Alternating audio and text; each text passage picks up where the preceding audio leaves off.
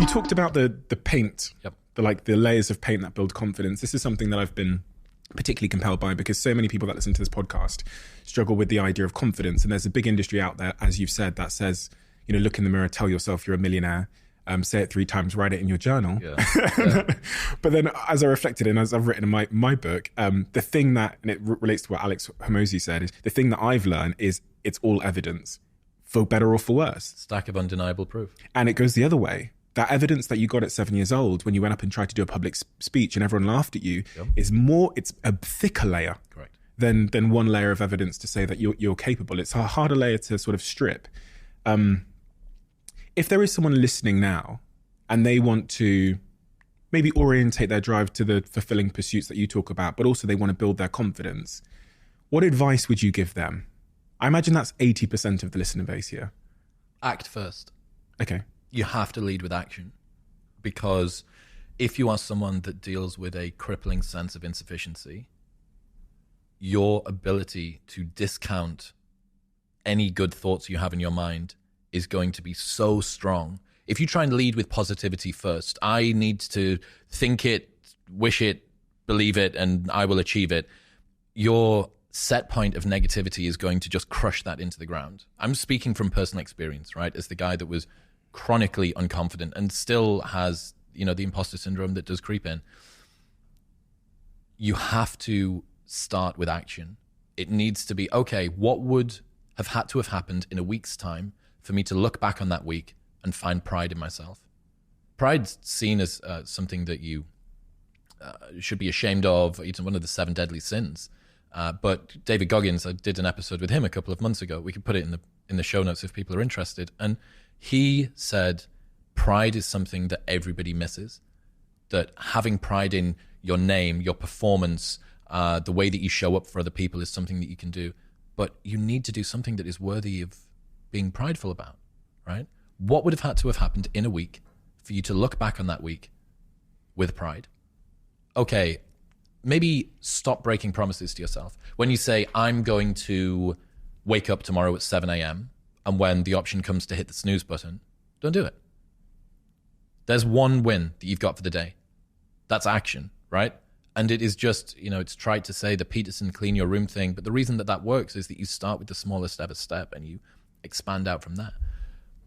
You want to become a writer. You want to leave your job and become a writer. Okay, can you commit to writing 1 blog post on Substack per week for the next 3 weeks?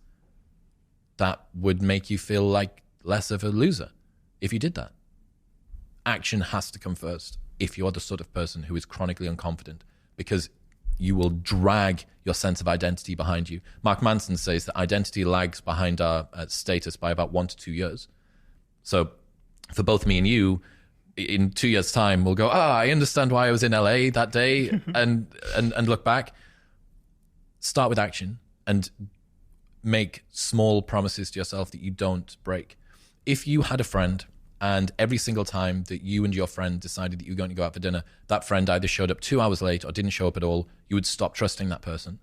That is the relationship that you have with yourself. You need to be able to trust your own word. And a lot of us don't, because life is very convenient and it is easy for people to not stick to the promises that they set themselves, because our ability to be idealistic is always going to outstrip reality's ability to deliver that to us. As soon as you posit an ideal, you then begin to compare yourself to that ideal. And true hell is when the person that you are meets the person that you could have been. Sometimes I ponder how, you've probably seen this in your own life, I'm sure you have, where you'll have a friend in your life. I've got a couple of friends back home who I've tried to help in some way, maybe give some advice when they're struggling in their hardest times, and the advice has been ineffective. And then you've got another friend who will just need one idea. They'll be listening to your podcast and one idea will be the seed that changes their life. I often think that I overestimate the power of words, because everything you've said there makes perfect sense. Mm-hmm.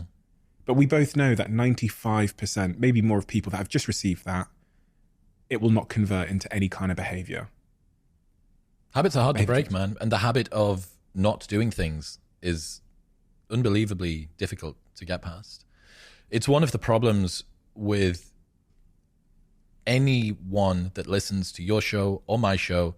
you will love being cerebral, right? You will love the idea that I can use cognitive horsepower to just get myself out of problems. And there is a case of learning as masturbation, right? And believing that learning about something is the same as enacting it, and it's not. That's why it has to be action first. A quote from one of my friends that he uses when he's thinking about a concept is, does this grow corn? Basically, is it useful? Tell me how I can use this in my life. Does it grow fucking corn, right? It's this beautiful sounding concept, cognitive bias that helps me understand the way that my brain works and my relationship with everybody else. How do I use that in my life? Give me something to apply it to. And that's why with the confidence thing, choose promises that you will never break to yourself. I'm going to get up on time for the next month. I'm not going to hit the snooze button. If you do that and you look back in a month and you go, oh my God, that's the first time I've done that in forever, maybe. That's a big win. And you can do the James Clear thing. We'll write it on a board. We'll track it, what gets like measured, et cetera, et cetera.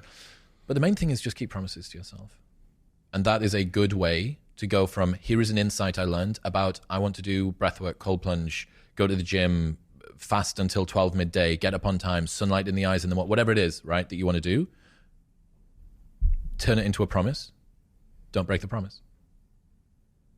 One of the really important things you said there was about the size of that first step. I was reflecting there on the way that video games are designed to make sure that every subsequent level is not too intimidating that you lose motivation, but it's not too small that you lose motivation as well. You can lose motivation on both ways. And so it's the same with crosswords and video games. They get incrementally more challenging to keep you engaged. The size of that first step is I think, a central point there, because when people listen to podcasts with people like me and you or Andrew Huberman, and they hear that they've got to maybe get up at this time, go outside, gaze, earth, like put their feet on the ground, cold plunge, da-da-da-da. And I go, I'm going to do that. And I set that as my first step. Yeah. I'm set up for failure. Yeah. How important do you think the size and the subjective size of that first step you take to build trust with yourself is, and to start that discipline? The goal isn't to have the perfect daily routine tomorrow. The goal is to still be winning your daily routine in 50 years' time. If you expand your time horizon sufficiently, you will realize that very, very tiny steps can compound. Look at the graph of mine or your followers on Spotify, especially mine, right? Because I was doing my show for so long and it's just nothing, everything. Well, why? Well, it's because it's latent leverage. It takes so many layers of paint to get there. So yes, the first step has to be incredibly small. Do that. Make it so small that you can't say no to it.